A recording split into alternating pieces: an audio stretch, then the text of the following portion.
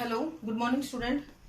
आशा करती हूँ आप सभी स्वस्थ होंगे। बेटा अनलॉक 1 स्टार्ट हो गया है। हम उम्मीद करते हैं जल्दी हम लोगों के लिए भी ये अनलॉक खुलेगा और हम लोग स्कूल की तरफ अपना रुख कर पाएंगे।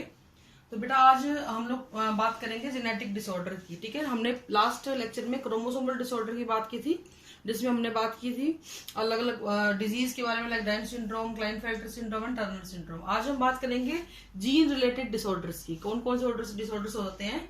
तो सबसे पहले बात तो जीन का मतलब क्या है यहाँ पे कि किसी पर्टिकुलर न्यूक्लियोटाइड सीक्वेंस के अंदर कोई एक चेंज आता है, उसको हम बोलते हैं gene disorder. These disorder are determined by mutation in a single gene. किसी एक जीन के अंदर अगर म्यूटेशन होता है तो उसको हम क्या बोल देते हैं बेटा? जीन रिलेटेड डिसऑर्डर बोलते हैं। ये अगली जनरेशन में एज पर मेंडेलियन इनहेरिटेंस जाते हैं, यानी मेंडल के लॉज को ये लोग फॉलो करते हैं, ये सभी के सभी चीजें। और सबसे इंपॉर्टेंट बात कि ये ट्रेस किए जा सकते हैं बाय द पेडिग्री एनालिसिस, यानी कि आप पेडिग्री चार्ट हम पढ़ेंगे आगे, उसको एनालाइज करके ये बता सकते हो कि क्या ये डिजीज अगली जनरेशन में ट्रांसमिट होगी या फिर नहीं होगी। ठीक है बेटा, यहाँ पे हम जीन म्यूटेशन ऑटोसोम्स में पढ़ेंगे। सबसे पहले फर्स्ट एग्जाम्पल हमारे पास ऑटोसोम्स में 2 तरीके के होते हैं, रेसेसिव ऑटोस और डोमिनेंट। अगर हम रिसेसिव की बात करें तो we have example sickle cell anaemia and thalassaemia and syllabus. तो first of all we will discuss about the sickle cell anaemia. As you all know, sickle cell anaemia में होता क्या है बेटा? द आरबीसी जो कि गोल होती है, इट बिकम सिकल शेप हो जाती है सिकल सेल एनीमिया के अंदर। It was described bye Herrick in 1910 and it is a good example of the point mutation. Question अगर आता है, हालांकि आप सिकल सेल के बारे में पहले भी थोड़ा बहुत ओवरव्यू ले चुके हो, ये पॉइंट म्यूटेशन इसका एग्जाम्पल होता है। It is an autosomal recessive disorder. देखो बेटा क्वेश्चन आएगा, पॉइंट म्यूटेशन से कोई डिजीज, ऑटोसोमल रिसेसिव डिसऑर्डर का कोई एग्जांपल, तो इस तरीके से क्वेश्चन आपसे पूछे जा सकते हैं। तो आपने ये वर्ड जरूर ध्यान रखने हैं, it is an example of autosomal recessive disorder. यहाँ पर क्योंकि ये जो पैटर्न है ये ऑटोसोम्स के अंदर हो रहा है, यानी कि नॉर्मल जो क्रोमोसोम है उनके अंदर हो रहा है, इसीलिए मेल और फीमेल में इसके होने के चांसेस लगभग बराबर होते हैं, यानी कि दोनों के अंदर हो सकता है। हम ये नहीं कहेंगे कि ये डिसऑर्डर सिर्फ मेल में ही होगा या सिर्फ फीमेल में ही होगा, दोनों में होने के चांस इक्वल होते हैं। अब इसके बारे में आप अच्छे से पढ़ चुकी हो, मैंने आपको पहले पढ़ाया हुआ है, तो हम इसका पेडिग्री लेके चलेंगे। सबसे पहले ये थोड़ा ओवरव्यू में दोबारा से आपको दे देती हूँ। यहाँ पर होता क्या है, जो हीमोग्लोबिन की बीटा चेन होती है,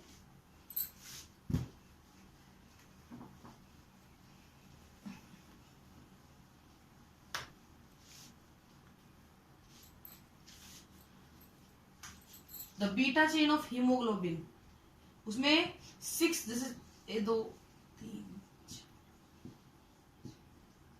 बहुत सारे अमीनो एसिड होते हैं, तो उसमें 6th नंबर का जो एसिड अमीनो एसिड होता है, यहाँ पे बेटा क्या हो जाता है? पॉइंट म्यूटेशन हो जाता है। वो कैसे होता है बेटा पॉइंट म्यूटेशन? देख लीजिए, लाइक अगर आपके डीएनए का कोड जो है वो CTC है 6 नंबर पे, इसको जब ट्रांसक्राइब किया गया, ट्रांसक्रिप्शन किया गया, तो बना डीएनए से क्या बनता है? mRNA बनता है, और C के साथ जुड़ेगा G, T के साथ जुड़ेगा A, C के साथ जुड़ेगा G, तो क्या बनेगा बेटा? GAG। और ये GAG आगे जाके क्या बनाएगा बेटा? ग्लूटामिक एसिड बनाएगा। ठीक है, तो ये चीज होती है नॉर्मल इंसान के अंदर, आपके अंदर, मेरे अंदर, हम सबके अंदर। लेकिन जैसे ही कोई पॉइंट म्यूटेशन हुआ तो ये जो T है, ये वाला इसको रिप्लेस कौन कर देता है? A। अब कोड क्या बन गया डीएनए में? CAC। ट्रांसक्रिप्शन हुआ तो कोड क्या बना? G। अब आपको पता है डीएनए से आरएनए जब जुड़ता है तो उसके साथ यूरेसिल आता है, आपने 10th क्लास में पढ़ी होंगी ये चीजें, आपने 11th में भी पढ़ी है ये सारी चीजें। ठीक है, तो A के साथ क्या जुड़ेगा? U जुड़ेगा, और C के साथ फिर से G। अब कोड क्या बन गया? देखो GAG की जगह क्या बन गया? GUG। और दिस कोड वेलाइन को कोड करेगा, this will code for valine. तो जहां पे ग्लूटामिक एसिड बनना चाहिए था वहां पे क्या बनने लग गया? वेलाइन। सिर्फ एक कोड चेंज होने से 6th पोजीशन का जो वो है अमाइनो एसिड, वो अपनी प्रॉपर्टीज को चेंज कर लेता है। तो इसीलिए जो होता है बहुत सारी इसमें डिसऑर्डर बन जाता है सिकल सेल एनीमिया। अब होगा क्या? क्योंकि ऑक्सीजन की जो कैरिंग कैपेसिटी होगी वो कम हो जाएगी, आरबीसी की शेप चेंज हो जाएगी, पर्सन को सांस लेने में तकलीफ होने लग जाएगी। ठीक है, अब एक चीज हमेशा ध्यान रखो, ये डिजीज मेल और फीमेल में पूरे इक्वल चांसेस के ऊपर होती है। और यहाँ पे कुछ चीजें जो आपको जानने वाली हैं वो ये है बेटा कि ये किस तरीके से इसको सिंबलाइज कैसे करते हैं।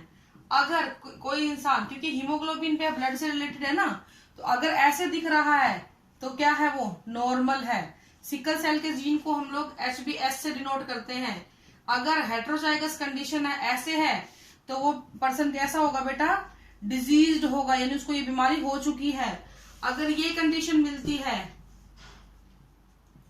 तो ये कंडीशन मिलेगी ही नहीं, ये पैदा ही नहीं होगा, ये एग्जिस्ट ही नहीं करेगा। ठीक है, तो ये दो ही कंडीशन आपको मिलेंगी।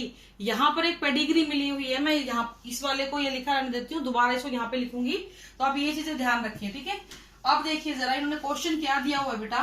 देखो, बॉक्स हम यूज करते हैं मेल के लिए, गोल हम यूज करते हैं फीमेल के लिए। ठीक है, अगर बॉक्स खाली है या गोला भी खाली है तो नॉर्मल है, फीमेल नॉर्मल है। अगर ये भरे हुए हैं तो ये क्या हो जाएगा बेटा, डिजीज हो जाएगा। बस अभी फिलहाल के लिए आपको इतनी इन्फॉर्मेशन बहुत है। अगर ये खाली है तो ये नॉर्मल है, अगर ये भरे हुए हैं तो ये क्या है, डिजीज है। ये मेल, ये फीमेल। क्वेश्चन देखो क्या दिया हुआ है, एक बॉक्स बनाया हुआ है, यानी कि ये मेल है, इसकी शादी हो गई है एक अफेक्टेड फीमेल से। ठीक है, और उसके 3 बच्चे हुए, 1 2 3। तो ये बोलते हैं कि इनका पॉसिबल जीनोटाइप आप लोग बता दो। अब आपको ये बात पता है कि ये चीज नॉर्मल है।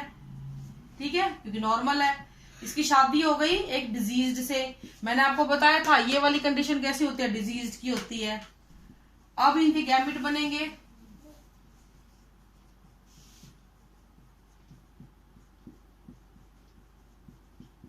ठीक है, अब देखो इंपॉर्टेंट चीज यहाँ पे आती है। यहाँ पे मेल के साथ 2 केस बन सकते हैं, फीमेल के साथ भी दोनों के साथ 2 केस बन सकते हैं। क्या, या तो वो ऐसे हो या फिर वो ऐसे हो, क्योंकि हमने XY वाला काम नहीं है यहाँ पे, दोनों कंडीशन बन सकती हैं। सेम चीज यहाँ पे है, या तो वो ऐसे हो या फिर वो ऐसे हो, सेम चीज बिल्कुल ऊपर नीचे एक जैसी। इसे तीसरी फीमेल के साथ भी यही है, या तो वो ऐसे हो या फिर वो ऐसे हो। मैंने संभावनाएं बताई हैं अभी आपको। अब आपके पास ये तो आ गया कि ये जीनोटाइप हो सकते हैं, लेकिन अब आपको ये कैसे पता लगेगा कि यही है, ये वाला है या ये वाला। 2 लिख दिए मैंने, तो यहाँ भी 2 लिख दिए, यहाँ भी 2 लिख दिए, यहाँ भी 2 लिख दिए, 2 से तो बात नहीं बनने वाली। तो अब आप क्या देखोगे, आप देखोगे ये बॉक्स जो है ये भरे हुए हैं या खाली हैं। आपको खाली नजर आ रहे हैं, तीनों खाली नजर आ रहे हैं ना। इसका मतलब ये कंडीशन जब भी मैंने बोली, जहां पर भी मैंने बोला एस आएगा, एस आएगा, वो कौन सी होती है, डिजीज होती है। इसका मतलब ये कंडीशन भी कैंसिल होगी, ये भी कैंसिल होगी, ये भी। तो बची कौन सी, ये। यानी कि बच्चों का जीनोटाइप कैसा होगा बेटा, ऐसा वाला होगा, नॉर्मल होगा। यानी कि उसके अंदर एस वाला जो सिकल सेल का जीन है वो ट्रांसफर ही नहीं हुआ, क्योंकि तीनों ही क्या है, नॉर्मल हैं। अब अगर देखो 1% इसको ये भर देते तो सीधी सी बात थी, ये नॉर्मल है, ये डिजीज्ड है, ये नॉर्मल है, बस। ठीक है, तो इस तरीके से सिकल सेल की पेडिग्री को भी हम लोग सॉल्व कर सकते हैं। तो ये देख लो, जैसे कि हमने सभी बॉक्स में देखा कि सभी सर्कल और बॉक्सेस हॉलो हैं, यानी कि यहाँ पे कोई डिजीज नहीं है, इसलिए ऐसी कंडीशन बनी। अगर इसकी जगह ये दोनों खाली होते और ये लड़के वाला भरा होता, यहाँ पे ये सिकल सेल हो जाता, ये नॉर्मल हो जाती। ये अगर भरा हुआ होता तो ये सिकल सेल भी हो जाता। तो इस तरीके से हम लोग इसको फॉलो करते हैं। तो बेटा ये आपका सिकल सेल का टॉपिक हो गया है। नेक्स्ट टॉपिक हम करेंगे thalassaemia. This is all for today. Thank you, have a nice day.